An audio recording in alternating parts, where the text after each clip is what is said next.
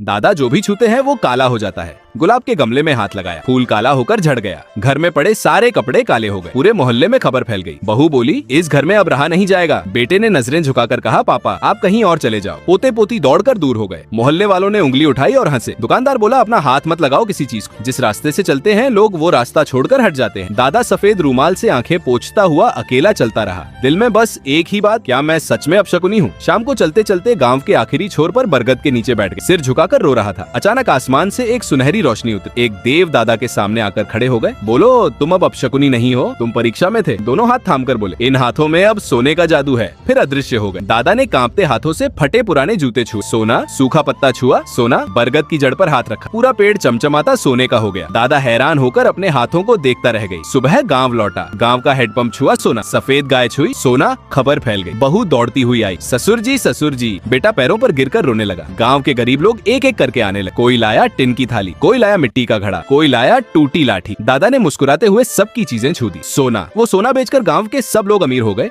बेटे ने उस सोने से खरीदी चमचमाती लैम्बोर्गिनी और रोल्स रॉयस। पूरे गांव में खुशियों की बाढ़ आ गई। लेकिन उस रात दादा राजमहल के कमरे में अकेले बैठकर रूमाल से आंखें पोंछ रहे थे, क्योंकि किसी ने एक भी लाइक नहीं दिया, किसी ने सब्सक्राइब नहीं किया।